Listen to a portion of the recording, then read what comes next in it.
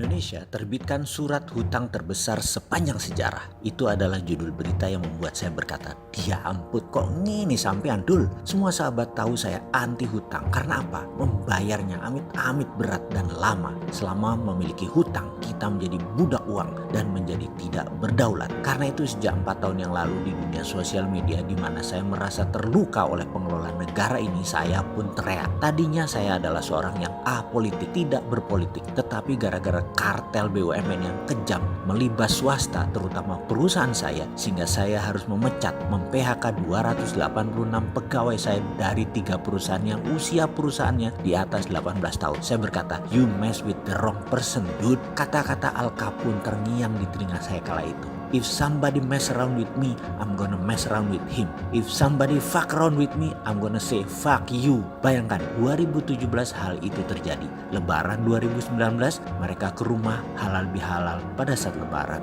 Para saudara saya tersebut. Saya tidak menyebut mereka mantan pegawai. 15 tahun lebih bersama-sama itu lebih dari saudara. Mereka menceritakan cari kerjaan susah, wirausaha susah, hutang sana sini. Nangis saya mendengar cerita mereka. Asli, saya nangis. Ancuk kon, tenan nih. Pejabat geblek buat kebijaksanaan megalomania. Jalanan gak ada yang dipakai gitu, dibangun hanya untuk pemudik lebaran. Itu emosi saya dalam hati. Dan demi ambisi tersebut BUMN dulu dipakai dengan cara brutal atas nama negara lagi. Dan anak-anak saya ini sekarang nangis. Perusahaan tutup dan saya masih nanggung hutang korporasi yang besar sampai sekarang. Makanya saya di sosial media bukan mau melawan, tetapi menantang adu ilmu, muscle knowledge, otot pengetahuan bernegara. Yuk tak tantang pejabatnya. Rinci saya menantangnya hanya di bidang yang saya paham tentunya, yaitu SDM, ekonomi moneter, investasi, dan bisnis UKM. Saya menebak rupiah 17.000 itu jauh sebelum corona. Saya memprediksi tahun 2020 dan 2021 Indonesia resesi. Sekali lagi, jauh sebelum corona. Ada rekaman digitalnya. Jadi, jika sekarang dikatakan rupiah mendekati 17.000 dikatakan karena corona, itu bagi saya adalah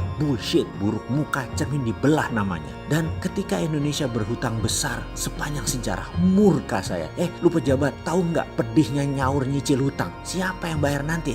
Mereka mengartikan kalau dipercaya nyicil hutang 50 tahun itu artinya kita sangat terpercaya. Saya agak koslet mengartikan hal seperti hutang yang berkonotasi negatif dibungkus hal yang positif. Asli koslet logika saya. Pandemic bond dijual ke Amerika, Fed jual lagi ke Indonesia. Kupon 3,85% sampai 4,25%. Semi annual tenor 50 tahun. Selama 50 tahun aset pemerintah Indonesia di tied up dengan bond asing. Lalu usaha untuk membayar bunga dan bond jatuh tempo harusnya didukung sektor industri yang produknya earning dalam dolar. Kalau tidak menjadi income mismatch. Mana dukungannya ke industri dan ke UKM-nya? Mana? Sementara kebijakan impor kita besar. Salah-salah, malah uang dolarnya yang kita dapat ini hanya untuk membiayai impor. Akhirnya kita keperangkap lagi. Muter-muter itu lagi. Satu hal yang saya protes. Resep ekonomi mainstream saat ini gak ada yang baru. Yang cocoknya hanya untuk keadaan normal. Otak mereka semua diimprint. Sebagai bangsa secara sadar atau tidak sadar terdapat pola bahwa hutang internasional adalah sesuatu yang sangat membanggakan.